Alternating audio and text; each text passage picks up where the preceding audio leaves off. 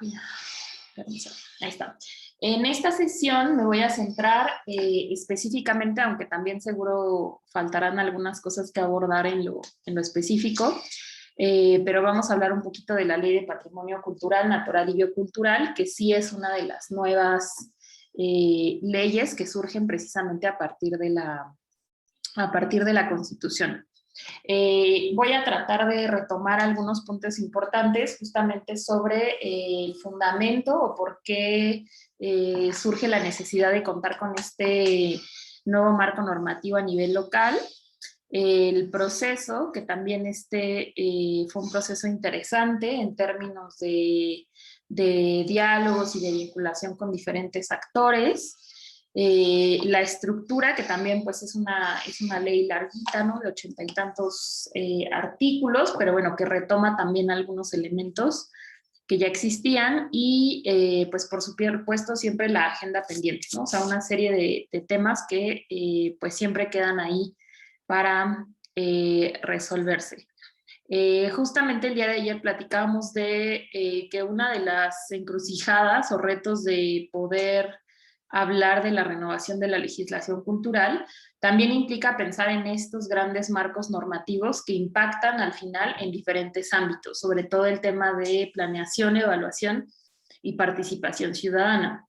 Entonces no debemos olvidar que todas estas leyes o estas renovaciones del sistema de planeación, de la nueva ley de participación ciudadana, de la ley orgánica de las alcaldías, que nos dice el alcance, ¿no? De lo que pueden y no pueden hacer las alcaldías, de cultura cívica y de derechos humanos, pues necesariamente van a tener pues, un impacto y una vinculación con lo que se plantea desde el sector cultural. El día de ayer justo mencionaba que en realidad, pues en estos últimos años, en esta primera legislatura, pues se han renovado, reformado o hecho desde cero muchas de las leyes que podríamos enmarcar dentro de o eminentemente del ámbito cultural. Una de las leyes más recientes y que de hecho es como un referente para diferentes estados es la Ley de Derechos Culturales. También se renovó recientemente la Ley de Fomento para la Lectura, que por ejemplo ahí se regula todo el tema de la FIL del Zócalo y algunos de los programas desde las alcaldías.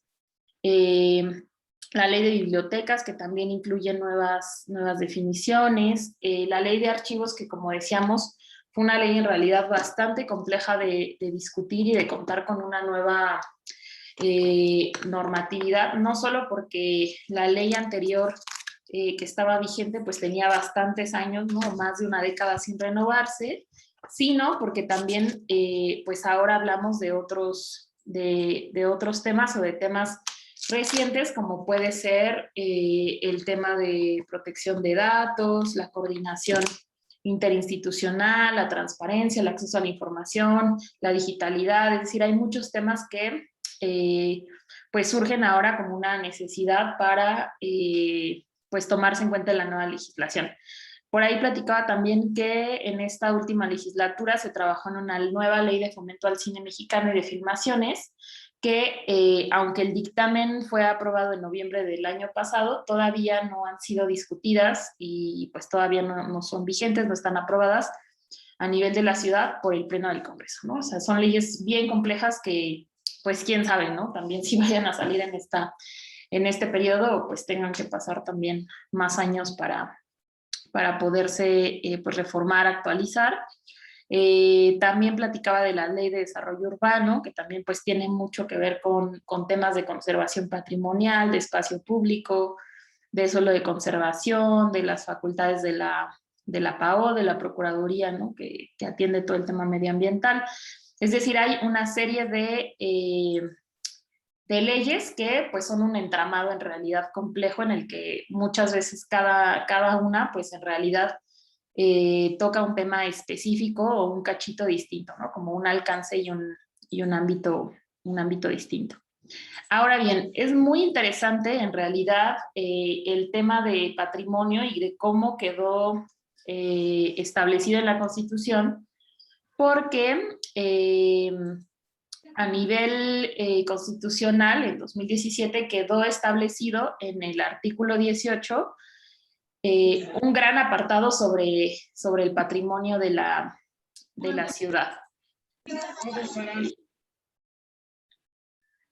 Por ejemplo, quedó el tema de que la ciudad garantizará la identificación, registro, preservación, protección, conservación, revalorización, restauración, investigación y difusión, en concordancia con las leyes federales, internacionales y con la ley en la materia.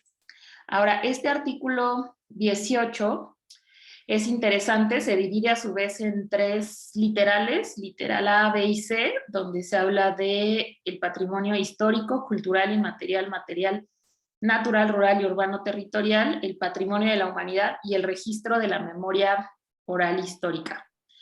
Todo esto es, o este artículo, pues va a ser el fundamento primordial para, o va a mandatar, de hecho, al Congreso de la Ciudad a emitir una nueva norma en materia de patrimonio, cosa que es pues sumamente interesante y complejo porque pues ustedes sabrán que a nivel federal, de hecho, no se menciona la palabra patrimonio, o sea, tenemos nosotros una ley federal de monumentos y zonas arqueológicas, artísticas e históricas, pero incluso la palabra como tal patrimonio no se menciona desde la normatividad federal, cosa que va a ser una de las problemáticas que se encontraron para el desarrollo de esta ley.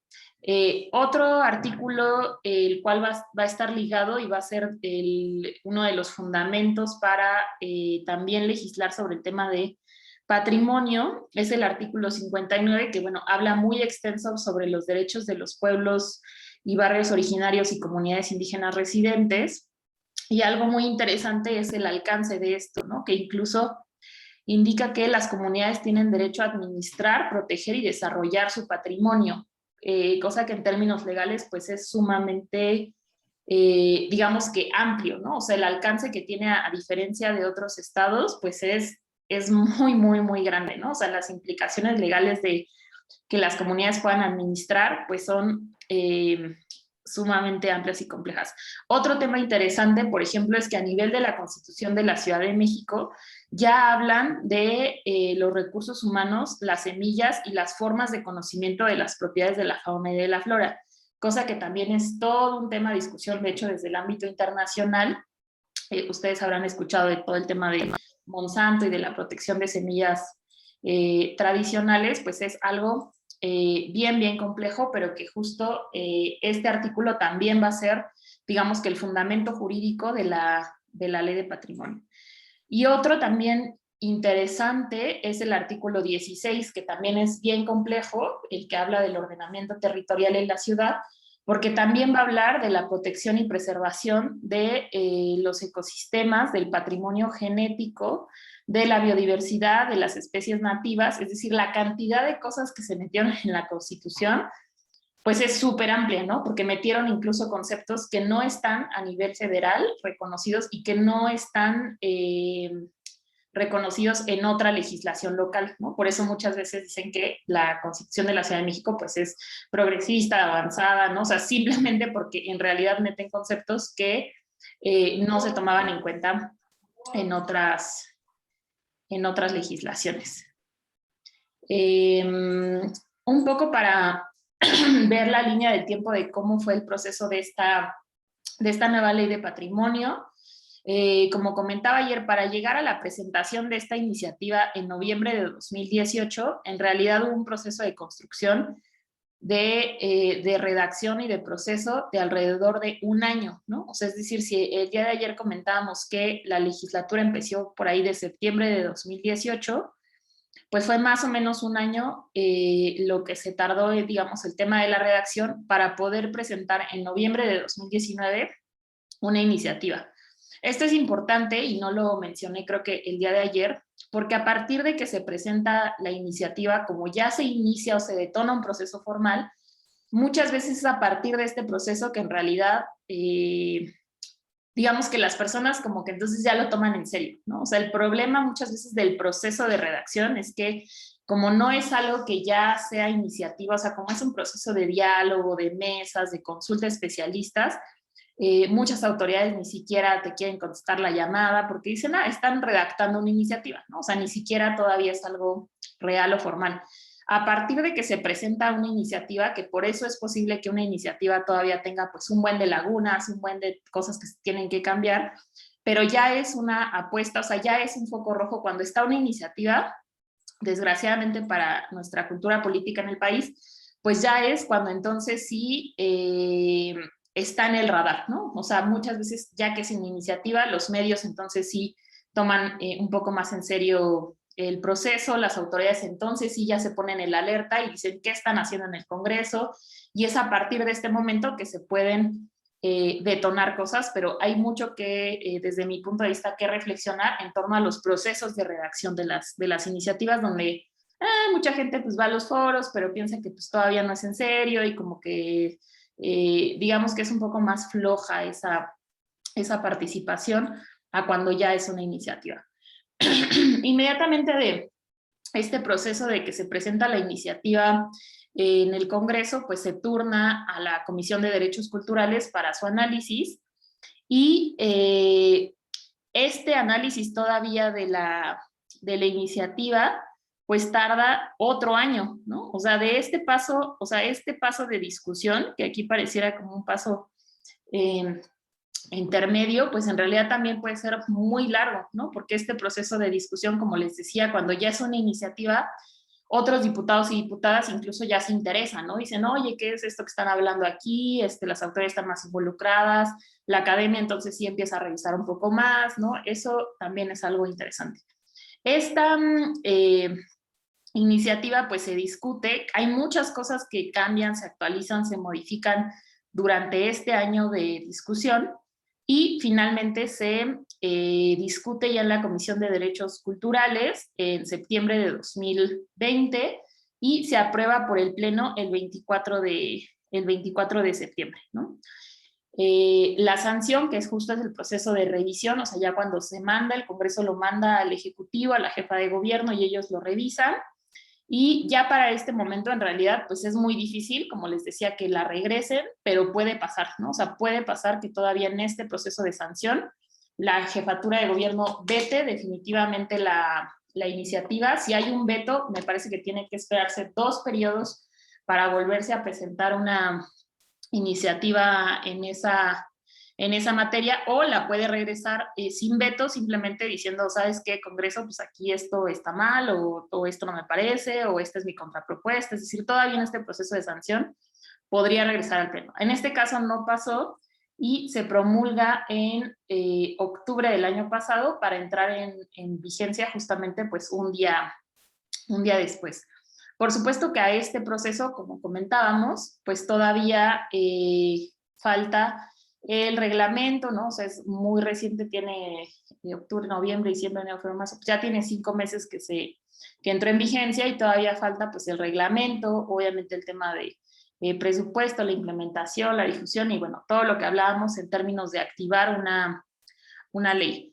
Ahora, el proceso, como les decía, comenzó en diciembre de 2018 formalmente con diferentes foros, cada uno de estos, también pues no solo como para sentarnos a platicar de los temas, sino cada uno de estos estaba enfocado a diferentes ámbitos del patrimonio, ¿no? En este sentido, pues se invitaron justamente a autoridades federales, locales, a especialistas, a algunos académicos.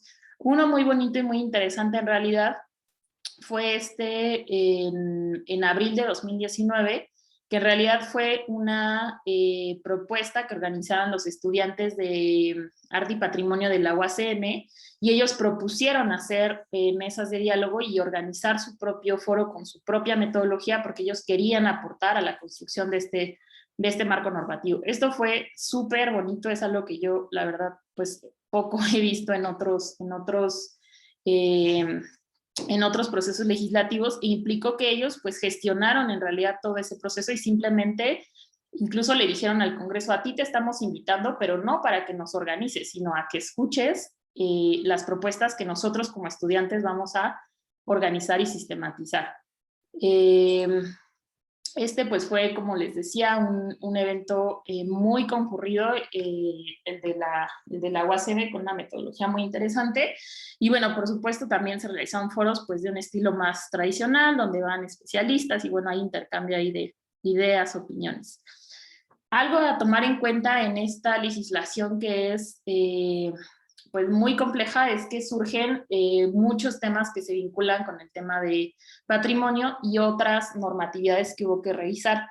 Una de las primordiales para cualquier ley pues es revisar la ley orgánica de las alcaldías, ¿no? Es decir, ¿qué dice la ley orgánica que le toca hacer a una alcaldía en este ámbito?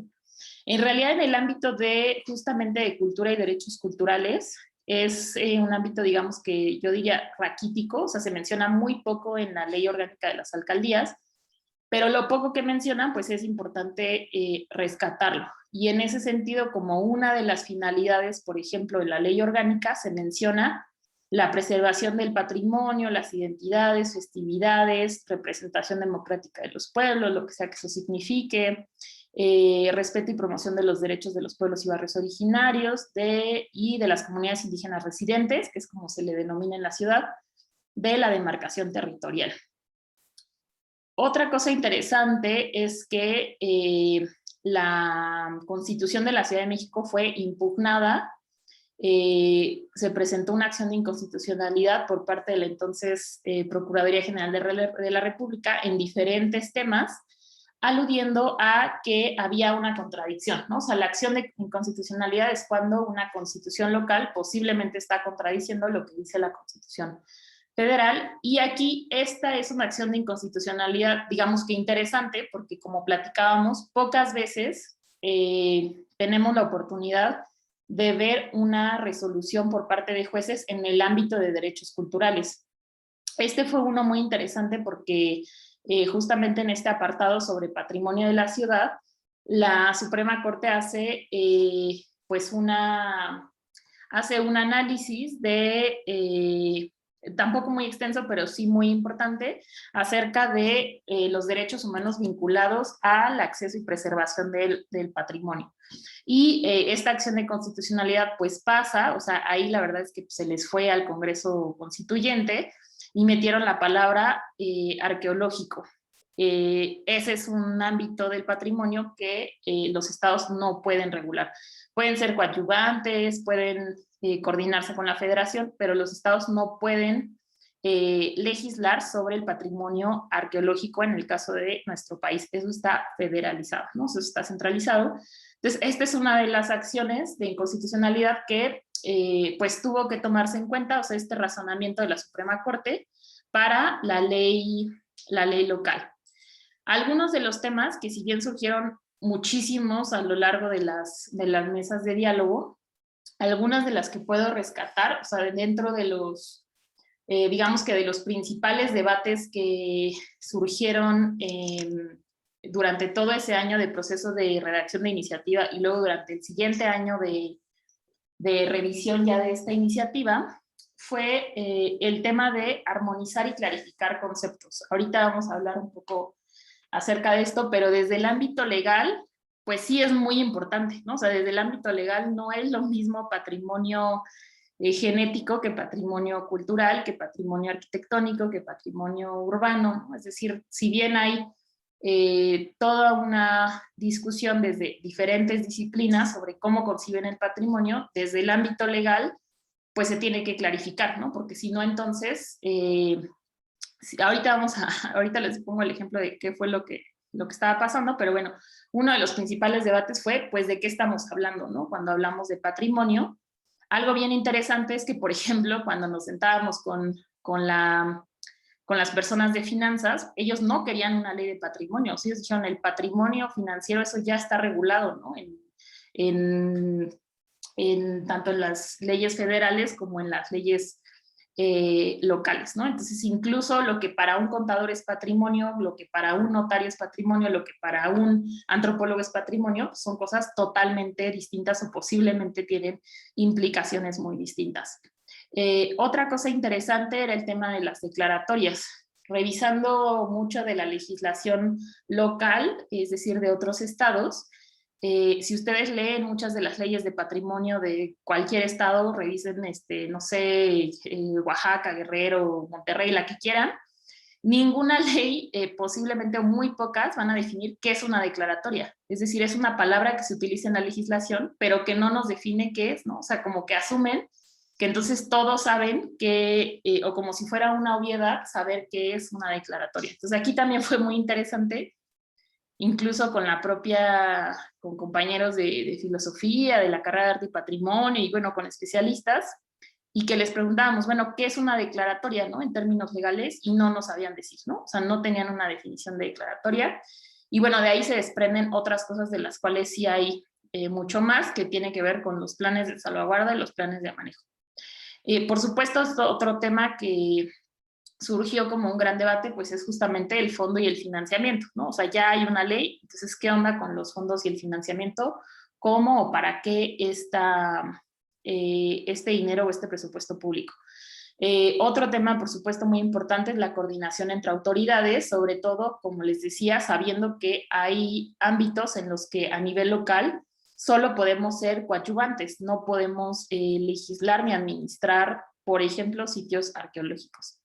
El tema de la participación social, que como les decía, este es más un tema, pues que sí era una presión, pero fue más un tema de agenda, ¿no? Que se quería meter el tema de mecanismos de participación. El tema de la innovación, ¿no? O sea, cómo innovar en esta legislación, el tema de la formación, que también pues sabemos que es todo un tema bien complejo, porque la educación pues también es un ámbito que a nivel federal pues está, es decir, a nivel local hay algunas acciones en las que podemos nosotros tratar de incidir, pero también es un ámbito, digamos que eminentemente federal. El tema de las sanciones y el rol de las alcaldías, ¿no? ¿Por qué digo que en el tema de las definiciones era uno de los principales debates? Pero déjenme prender tantito la luz. Fue algo muy interesante este tema de las definiciones, porque como les decía, en la legislación no puede haber obviedades ni puede haber, o tendría que haber poco lugar a la interpretación. Una de las principales problemáticas es que había definiciones de todo tipo, o bueno, todavía existen de hecho en algunas otras normas, pero que había, digamos, que poca claridad respecto a qué se refiere cada uno de estos, digamos, de estos apellidos, ¿no? O sea, encontrábamos que la Constitución se hablaba de algunos y luego otras leyes en el ámbito natural, de urbanismo territorial, o la propia ley de salvaguarda que le antecede a esta ley de patrimonio, hablaban de diferentes cosas y nunca las definían, ¿no? O sea, es decir, la Constitución habla del patrimonio histórico, arquitectónico, cultural, inmaterial, material, natural, rural, urbano, territorial, ecológico, genético, artístico, lingüístico, de la humanidad y la memoria oral, ¿no? O sea, esas son, digamos que algunas de las, más bien de los conceptos a los que se refería sin definirlos ni clasificarlos, ¿no? Y hablaba de una serie de acciones también muy amplias, ¿no? Que también pues puede llevar a también un debate, ¿no? O sea, ¿qué significa la identificación, la catalogación, la revalorización, ¿no? Desde el punto de vista del patrimonio cultural, pues también puede ser bien complejo. Entonces, digamos que ante estos conceptos que se manejaron en la Constitución, una de las principales problemáticas que encontramos fue que al cambiar al cambiar la denominación de Distrito Federal a Ciudad de México y hacerse una nueva ley orgánica de alcaldías y una nueva ley del Poder Ejecutivo y de la administración de la ciudad, posiblemente, bueno, es una hipótesis, quienes hicieron este armado pues no estaban inmersos en el ámbito cultural y entonces cuando hicieron la ley orgánica del Poder Ejecutivo y de la Administración Pública, es decir, cuando arman ellos qué le va a tocar a cada quien como facultad, resulta que el patrimonio estaba, digamos que regado por ámbitos extraños. Es decir, cuando nosotros revisamos haciendo este análisis, la ley orgánica, quien tenía la facultad de expedir y de proteger y de administrar el patrimonio cultural era la Secretaría de Finanzas. Ni siquiera la Secretaría de Finanzas se había dado cuenta que ellos tenían esta atribución en esta ley orgánica, ¿no? O sea, ni siquiera se habían dado cuenta que alguien pues simplemente la puso porque seguramente que un contador cuando lee artículo 18 patrimonio de la ciudad, pues para cualquier posiblemente contador financiero, administrador público, dijo pues esto le toca a finanzas, ¿no? O sea, desde la lógica del patrimonio en ese sentido. Entonces, cuando vamos a la ley orgánica nos damos cuenta que pues hay un relajo, ¿no? O sea, no hay claridad. Turismo no sabe específicamente a qué se refiere patrimonio turístico. SEDEMA, ¿no? Secretaría de Desarrollo y Medio Ambiente, no sabe qué le están encargando. Finanzas no se había dado cuenta que tenía esto. Y cultura, que es lo más, pues, ¿cómo les puedo decir?, impactante de todo este tema, tampoco se había dado cuenta que ya no tenía la facultad con esta nueva constitución de la ciudad, o bueno, más bien con esta nueva ley orgánica de la ciudad, de emitir declaratorias. Por supuesto que cuando le dijimos esta Secretaría de Cultura, pues fue un gran shock, ¿no? O sea, ellos dijeron, no sabíamos que nos habían quitado pues una de nuestras principales funciones. ¿Qué fue lo que se tuvo que hacer? Pues reorganizar todo el tema de la ley orgánica. Digo, ahorita no traigo toda esta reforma, pero fue una reforma muy amplia que se tuvo que hacer. Pero sí tuvimos que hacer, pues regresarle a Cultura la posibilidad de emitir declaratorias, ¿no? Entonces aquí cuando se reorganizó todo este tema, no fue nada sencillo, porque mover la ley orgánica, o sea, una vez que tú ya tienes una facultad, pues nadie quiere que se la quiten y nadie quiere que se la muevan, ¿no? O sea, esté bien o esté mal, es muy complicado. O sea, Finanzas decía, si tú me quitas a mí ese párrafo que dice declaratoria de patrimonio, me estás quitando la posibilidad de administrar todos los edificios de gobierno de la ciudad, ¿no? O sea, desde el punto de vista contable. Entonces fue bastante complejo, pero bueno, se llegaron a acuerdos con todas las secretarías, que había muchas secretarías implicadas, Desarrollo Urbano, Secretaría de Medio Ambiente, Secretaría de Cultura, Secretaría de Finanzas, Secretaría de Turismo, Secretaría de Educación.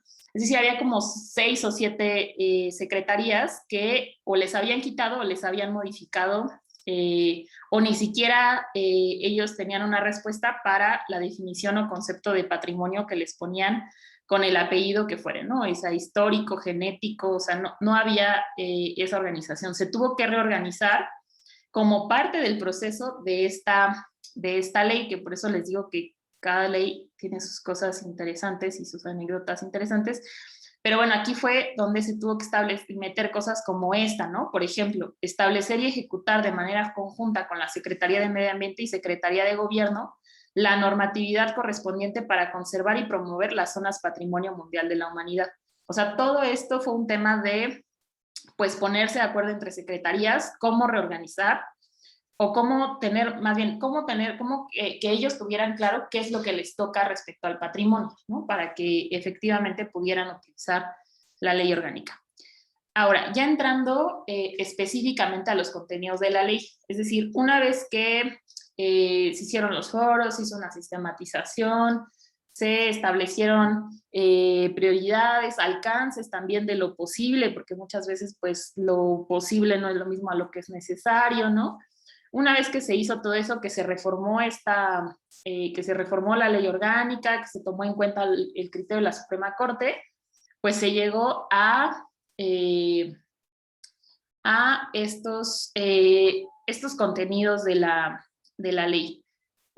Algo interesante es justamente el objeto de esta normatividad, porque, como les decía, si bien tenemos una ley de derechos culturales a nivel de la Ciudad de México, en realidad la operatividad de esos derechos culturales va a estar distribuida como un rompecabezas en diferentes ámbitos. Y el ámbito del derecho al patrimonio va a estar establecido en esta normatividad.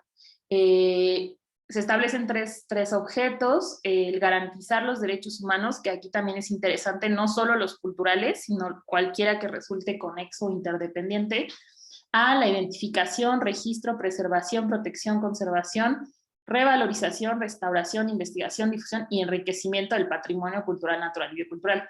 Todas estas palabras tuvieron que quedar porque eso es lo que mandata la Constitución. O sea, tal cual así lo dejaran los constituyentes, se tuvo que dejar, digamos, que en la norma reglamentaria. También justamente se estableció el objetivo de definir los lineamientos para que el gobierno de la ciudad y las alcaldías garantizaran la salvaguardia, ¿no? Que salvaguardia sí se definen, ¿no? Ya en el marco de la ley. Y otra cosa importante que también les platicaba que fue muy compleja de incluir es el que se establecieran mecanismos de participación social y coordinación con autoridades en esta identificación, preservación, protección y transmisión. Aquí también fue todo un rollo poder definir estos 4 verbos, porque si ustedes se dan cuenta, pues en la participación social no está o no entra, por ejemplo, la restauración, ¿no? O sea, fue algo que Lina dijo no, o sea, ahí puede haber coadyuvancia en la identificación o en la protección y transmisión, pero la restauración, al ser algo tan específico, especializado, ahí no puede haber. Pero bueno, hay diferentes debates bien interesantes. Ahora, ¿qué contiene esta ley a grandes rasgos, no? Crea esta comisión interinstitucional, que ahorita más adelante les voy a mostrar cómo está conformada y que eso creo que sí es en realidad único en esta ley porque si ustedes se dan cuenta, pues aquí entra el ámbito cultural, natural y biocultural y usualmente en las leyes locales pues el ámbito cultural y natural están separados, ¿no? O sea, se continúa con este paradigma, digamos, europeo de que cultura y natura son ámbitos distintos, disociados, en el que cada uno tiene su normatividad, y en este va a ser interesante que se crea pues un órgano donde tengan que sentarse autoridades de diferentes ámbitos. Se crea, como les comentaba, el Consejo Social Consultivo, que también va a ser interesante porque les decía que una de las pues sí, de las pequeñas luchas, podríamos decir, fue que pudieran conocer, por ejemplo, el proyecto de presupuesto del Fondo de Patrimonio, los mecanismos, poder observar a las autoridades, ¿no? Es decir, una serie de cosas que, pues definitivamente son una presión que, pues muchas veces no gusta, ¿no? A las autoridades.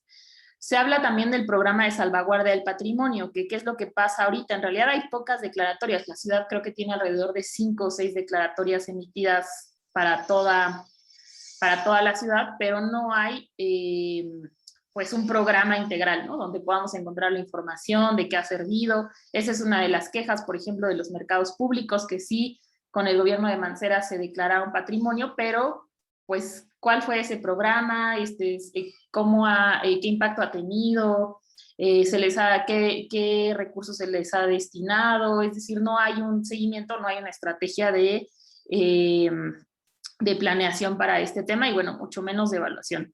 Se clarifica un poco más el tema de las declaratorias, que también, como comentaba ayer, este tema estaba más bien en un apartado de la Ley de Fomento Cultural, y se clarifica alineándolo en la medida de lo posible a la Constitución, que también no fue sencillo porque la Constitución establece de manera interpretativa que las alcaldías puedan hacer sus propias declaratorias.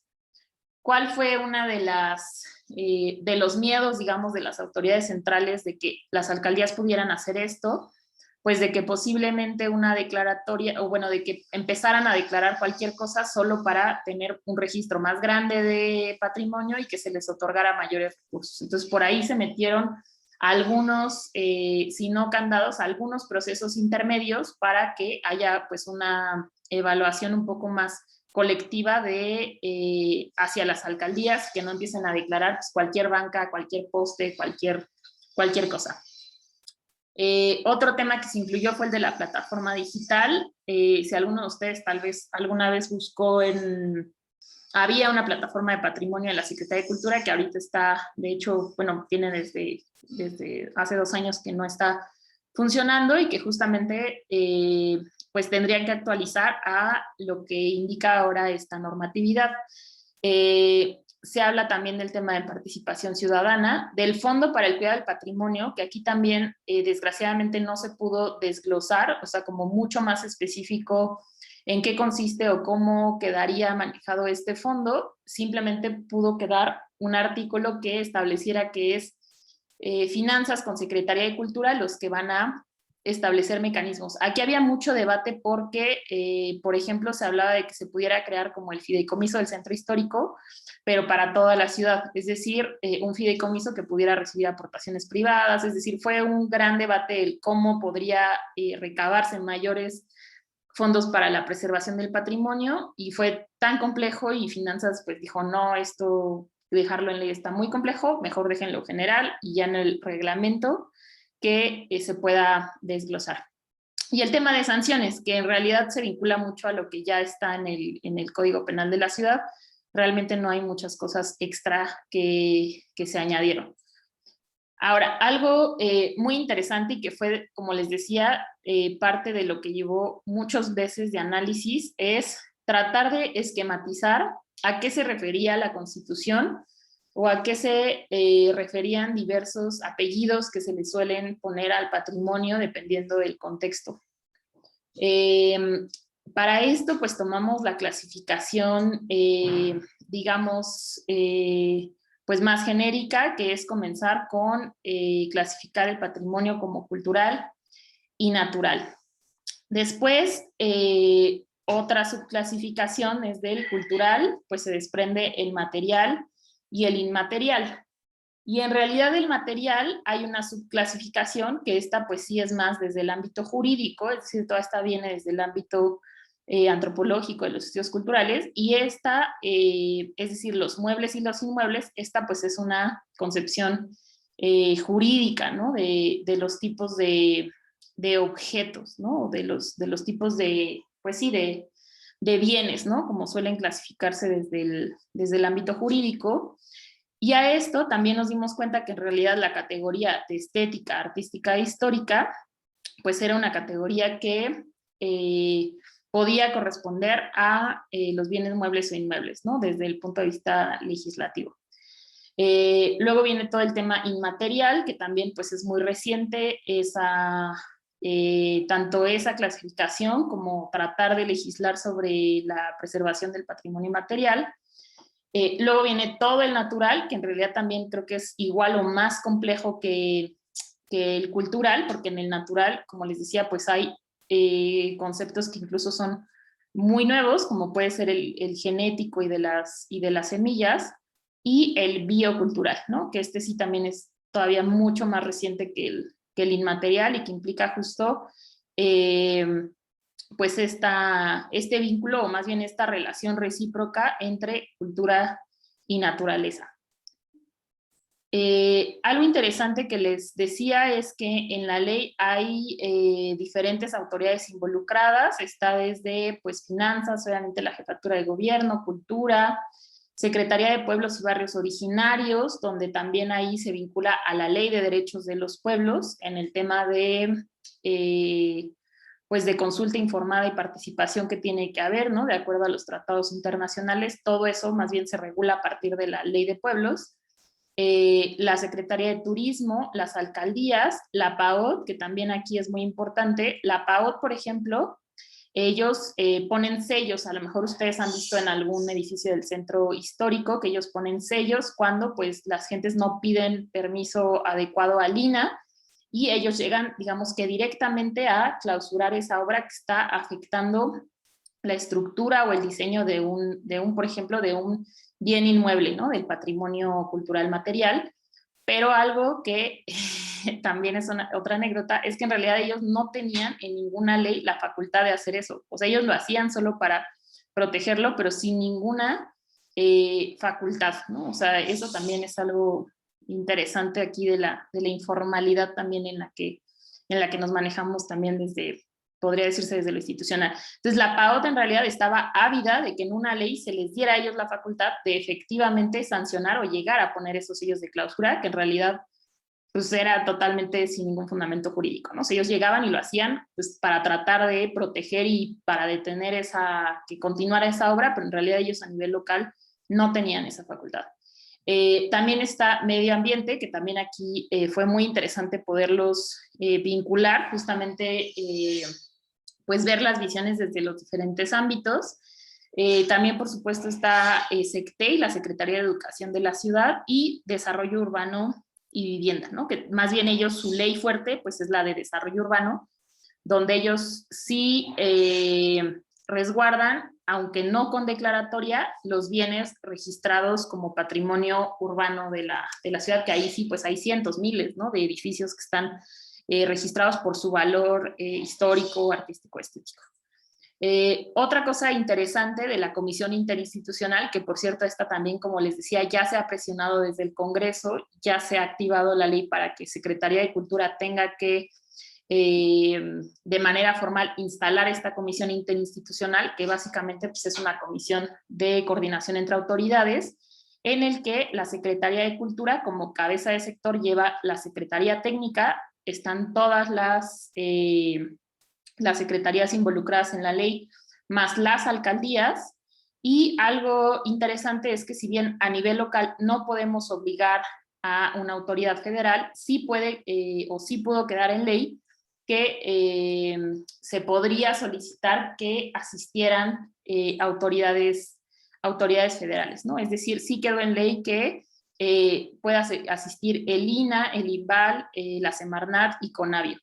Y esto también a la luz de que pues cada vez es mucho más necesaria la coordinación entre ámbitos, ¿no? Por ahí nos contaban que, por ejemplo, sí había llegado a haber reuniones para el tema de cómo afecta, por ejemplo, el cambio climático o la contaminación en la ciudad a los edificios, ¿no? Como Bellas Artes o los edificios del centro histórico. O sea, sí había habido ejemplos de coordinación entre el INAH y el INVAL, pues teniendo que pedir apoyo a Semarnat y a CONAVIO para entender cómo los elementos de la naturaleza pues pueden dañar, ¿no? O sea, esta relación, pues desgraciadamente debido al cambio climático, pues yo creo que va a ser más necesaria, ¿no? O sea, también hay muchas zonas arqueológicas, por ejemplo, que ahora sufren de inundaciones o de incendios, es decir, una serie de elementos de la naturaleza que pues necesitan esta coordinación. Y algo pues muy importante de esta comisión que antes no existía es que es esta comisión con todas estas secretarías y opiniones la que va a emitir una opinión pues digamos calificada de todas estas autoridades a la jefatura de gobierno respecto a emitir o no una declaratoria. O sea, una declaratoria ya no va a llegar como posiblemente antes lo hacía, solo por un tema político, ¿no? O sea, eso era algo que también se utilizaban como, ahora hay que declarar tal cosa, pues solo por un tema incluso electoral, ¿no? Para que esta comunidad esté contenta de que ahora su bien, su fiesta, su festividad está declarada como patrimonio. Sino ahora, pues digamos que es un proceso un poco más complejo porque tiene que tener la opinión de estas secretarías. También la ley establece que ellos serían los encargados de organizar un programa de salvaguarda sexenal, que algo interesante es que este programa de salvaguarda pues tendría que alinearse a la planeación del desarrollo de la que habla la ley de planeación, ¿no? O sea, eso también es importante porque la ley de planeación pues no habla de la política de patrimonio y no habla específicamente de la preservación del patrimonio para el desarrollo sostenible, es decir, no habla de una serie de cosas, es decir, esta ley pues también es la que empuja un poco a que tenga que hacerlo, ¿no? El Instituto ahora de Planeación. Otros temas interesantes, ¿no? Sobre el tema de la comisión es diseñar un plan de capacitación, formular el proyecto de presupuesto. Esto es algo muy importante porque en teoría sería en coordinación esta comisión la que le haría la propuesta a la jefa de gobierno del uso del Fondo del Cuidado del Patrimonio. Este Fondo del Cuidado del Patrimonio también está a nivel constitucional, por lo tanto, pues no lo pueden, digamos que, desaparecer o no crear, ¿no? Porque ya es un tema que quedó a nivel constitucional. También el tema de formular propuestas a las alcaldías, que bueno, es todo un tema, ¿no? Pensar qué se puede hacer o qué no han hecho o cuáles son las posibilidades de las alcaldías respecto al patrimonio. Y bueno, diferentes temas ahí de investigación y de proponer proyectos de preservación.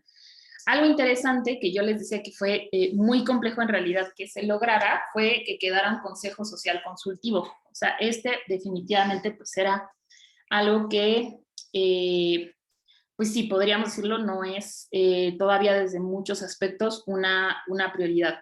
Y sobre todo, el tema pues, que causaba mucho escozor es que este Consejo Social Consultivo, integrado pues preferentemente por personas de la sociedad civil, academia, ¿no? O sea, que vengan desde la ciudadanía, tendrían que conocer y emitir una opinión sobre el proyecto de presupuesto, ¿no? O sea, esto está en ley, tendría que ser una opinión pues formal como un órgano, ¿no? Sobre este Fondo del Cuidado del Patrimonio. Opinar también, o sea, ellos también serían otro órgano que emite una opinión sobre las carpetas que lleguen de declaratorias, ¿no? De propuesta declaratoria, participar en el diseño y ejecución del plan de capacitación, ser un órgano de consulta y coadyuvar con las autoridades. Un poco intentando ser, si no un contrapeso, pues sí otra opinión que no sea la opinión de las autoridades, ¿no? También aquí pues va a ser justo interesante ver cómo diseñan la convocatoria, quiénes se registran, cómo sería este proceso. Es algo que pues todavía está, pues no está determinado. Otra cosa interesante de esta normatividad es que establece justamente, tal vez de manera más específica, el tema de las declaratorias. Como les decía, por el tema de la Constitución, que también pues da, digamos que cierta, pues sí, como más poder a las alcaldías en este tema de patrimonio. Se tomó, me parece que hay otra normatividad, no sé si en Jalisco o Guanajuato, que también tienen este método para recibir las propuestas de declaratoria, es el ámbito de aplicación, ¿no? O sea, lo que preocupaba era que las alcaldías, si solamente ellas y nadie más les daba una opinión, si solamente ellas declaraban cosas, pues que en realidad empezaran a hacer declaratorias, pues con justo otros fines y no el de realmente generar planes integrales, ¿no? Para el patrimonio. En este sentido, quedó que las declaratorias pueden ser por su ámbito, es decir, por el ámbito de aplicación a quien le corresponde emitirla, de interés para la ciudad, es decir, de un ámbito de aplicación de toda la ciudad, ahí sería pues, el Ejecutivo, la jefa de gobierno, de interés regional, que esto pues sí puede pasar de manera cotidiana, ¿no? Sobre todo, por ejemplo, si hablamos de Benito Juárez y Miguel Hidalgo y Cuauhtémoc, ¿no? Por ejemplo, Reforma, pues atraviesa esas tres alcaldías, ¿no? Entonces eso podría hacer que alguno de esos bienes o incluso trazas de calles sean de interés regional, es decir, no solamente le interesa a una alcaldía, sino le interesa a varias, que un bien o una manifestación se declare patrimonio. Y de interés para la alcaldía, ¿no? O sea, cuando solamente es una alcaldía la que le interesa, ahí pues hay muchos ejemplos, ¿no? Ahí, por ejemplo, platicaba con los compañeros de Azcapotzalco, ¿no? O de donde hay un ahuehuete que es histórico, pero además pues, los ahuehuetes son importantes por los servicios medioambientales. Entonces ahí sería, por ejemplo, ese ahuehuete pues es de interés para la alcaldía que se declare como patrimonio. Las solicitudes, ¿de quién puede venir esta solicitud de que algo, una manifestación, un bien, un espacio se declare patrimonio? Puede ser a petición de una o varias alcaldías, a petición de cualquier persona física o moral, es decir, de la ciudadanía, de un vecino, vecina, de una asociación civil, de una empresa, cualquier persona física o moral. Por oficio, o sea, es decir, que algo esté pues en un estado de que requiera, ¿no? Eminentemente preservación y que de oficio la Secretaría de Cultura diga, yo meto la carpeta para salvaguardar este bien.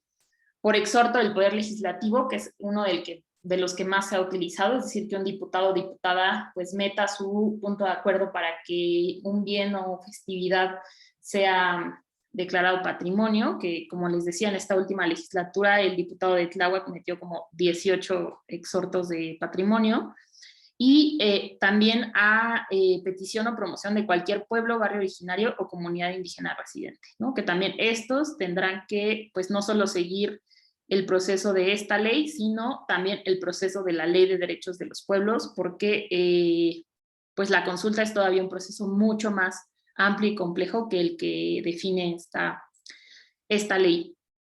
La plataforma digital, que también fue algo que se platicó con la DIP, con la Agencia Digital de Innovación, es algo que, aunque pareciera sencillo, no lo es tanto porque hay mucha información, pero en manos de diferentes autoridades, ¿no? Entonces, en ese sentido, la idea es que pueda ser pues un acceso eficiente, público, gratuito, actualizado, y donde mínimamente pues, se tenga la información justamente de todas las zonas y monumentos reconocidos como patrimonio, de los bienes muebles e inmuebles, de las iniciativas de declaratoria, de la legislación y reglamentación, de los programas de salvaguarda, de los programas de difusión, de asociaciones civiles, fideicomisos y fondos vinculados con esto. Es decir, una gran cantidad de información que al día de hoy pues no existe, al menos de manera ordenada por parte de las autoridades.